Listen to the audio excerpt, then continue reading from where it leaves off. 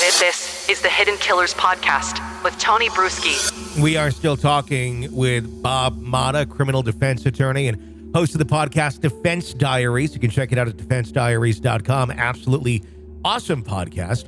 Bob, when we're talking about Lori Daybell, and we were just talking about how much she still believes of these things, if you look at her when she's sitting there, it's very much a look of, I know something you don't know, and the world's going to end at some point, and I'm going to be the Queen of Rexburg, or something of that nature. What are you getting out of it when you see the images and the smirks and all that of Lori Vallow Daybell? When you look at it, because Allison always, like my wife, who's also a criminal defense attorney, always makes the point.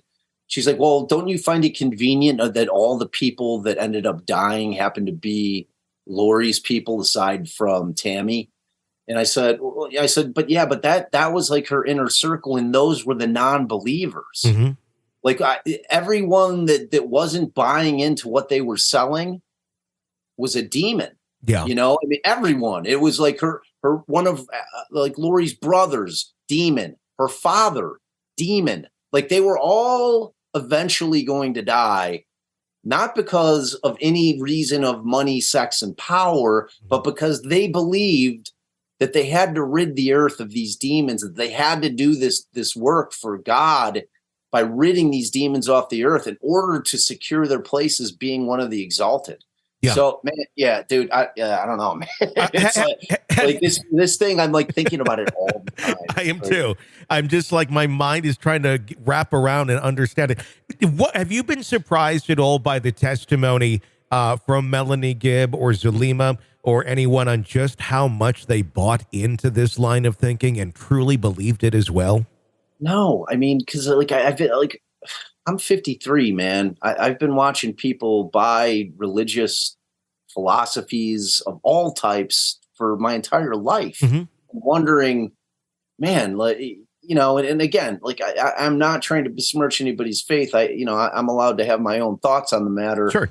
And like I see people, I know people that buy in, maybe not this extreme, but that buy into concepts that have been sucked into a cult where they are just completely brainwashed and indoctrinated, and they have absolutely no doubt that what they're hearing is gospel. So like Melly Gibb was like the one who kind of like snapped out of it when she realized that what was going on with Tylee and JJ. Like she was like, oh, whoa.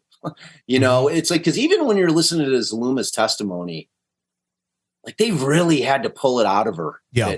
At some point that she did, like she doesn't sit on the stand right there still believing it. You know what I mean? Like I think that there's a part of her that still believes it, and like, so, yeah, I mean, I think it doesn't surprise me is my short answer. It does not surprise me. I don't like, I think that people that are prone to kind of fall into this situation, are searching for something, they're missing something in their life. And, this thing is filling that gap. This is giving they're like searching for an answer.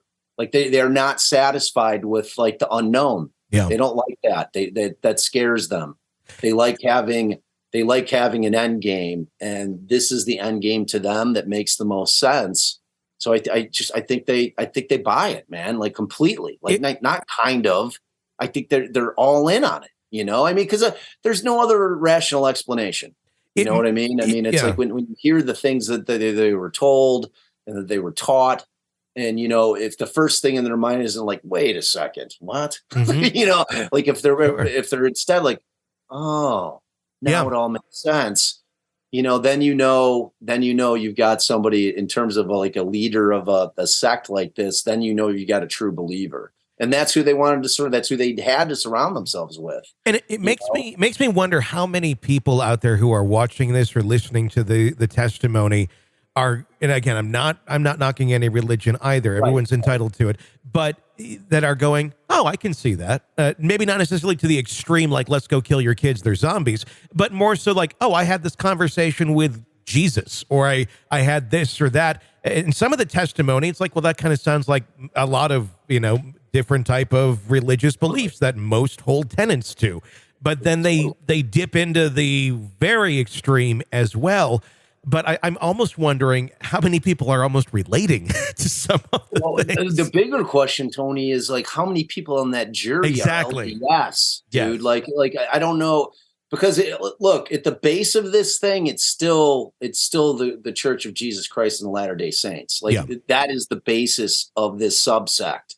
They just took it to another level and added these extreme notions and extreme tenets about the demons, the dark and light scale, and, basically having to kill people, because it's like the interesting thing about the castings is, those in and of themselves weren't like sacrifices. You know what I'm saying? They were like chanting, and, it was like kind of a theatrical type of thing where prayers would be read, and it was like, kind of what I imagine what like an exorcism would look like, right? Yeah. So it's closer to that. So like when they're doing these castings and then they get word from on high from either Lori or Chad that, well, it didn't work.